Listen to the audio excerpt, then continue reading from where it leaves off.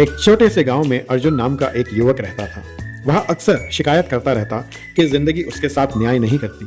कभी वह अपनी किस्मत को दोष देता, कभी लोगों को और कभी अपनी परिस्थितियों को। लेकिन उसके भीतर कहीं ना कहीं यह एहसास था कि कमी बाहर नहीं, उसके भीतर ही है। एक दिन गांव के एक बुजुर्ग शिक्षक ने उससे कहा, अगर जीवन बदलना है तो अपनी 7 आदतों को नियंत्रित करना होगा, जैसे कि मन, वाणी, कर्म, सुबह, भोजन, धन और भावना। अर्जुन को यह बात पहले तो बहुत साधारण सी लगी, लेकिन उसने सोचा क्यों ना इसे आजमाया जाए। सबसे पहले उसने अपने मन को नकारात्मक विचारों से मुक्त करना शुरू किया। मैं नहीं कर सकता की जगह उसने कहना शुरू किया, मैं कोशिश करूंगा। धीरे धीरे उसका आत्मविश्वास बढ़ने लगा। उसने अपनी वाणी पर नियंत्रण किया, बेकार की बहस, कटु शब्द और शिकायतें कम कर दी। उसे समझ में आया कि शब्द या तो रिश्ते बना सकते हैं या तोड़ सकते हैं।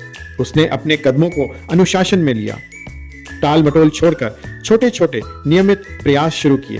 धीरे धीरे उसके कर्म ही उसकी पहचान बनने लगे। उसने अपनी सुबह को व्यर्थ गंवाना बंद कर दिया। जल्दी उठना, व्यायाम करना, दिन की योजना बनाना और कृतज्ञता से शुरुआत करना उसकी आदत बन गई। उसकी सुबह ही उसकी सफलता की नींव बन गई। उसने समझा कि स्वस्थ शरीर ही मजबूत मन को सहारा देता है। उसने संतुलित भोजन अपनाया और अपने स्वास्थ्य का सम्मान किया। उसने बिना सोचे समझे खर्च करना छोड़ दिया, बचत और समझदारी से निवेश करना सीखा। उसे पता चला कि धन को नियंत्रित करना चाहिए, धन के पीछे भागना नहीं। उसने छोटी छोटी बातों पर अपना मूड खराब करना बंद कर दिया। उसने क्रोध की जगह धैर्य और तनाव की जगह शांति को चुना। कुछ महीने बाद अर्जुन की जिंदगी में बहुत बदलाव आ चुका था।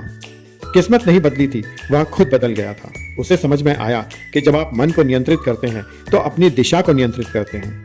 जब आप अपनी वाणी को नियंत्रित करते हैं तो अपने रिश्तों को नियंत्रित करते हैं। जब आप अपने कदमों को नियंत्रित करते हैं तो अपने परिणामों को नियंत्रित करते हैं। जब आप अपनी सुबह को नियंत्रित करते हैं तो पूरे दिन को नियंत्रित करते हैं। जब आप अपने भोजन को नियंत्रित करते हैं तो अपने स्वास्थ्य को नियंत्रित करते हैं। जब आप अपने धन को नियंत्रित करते हैं तो अपने भविष्य को नियंत्रित करते हैं।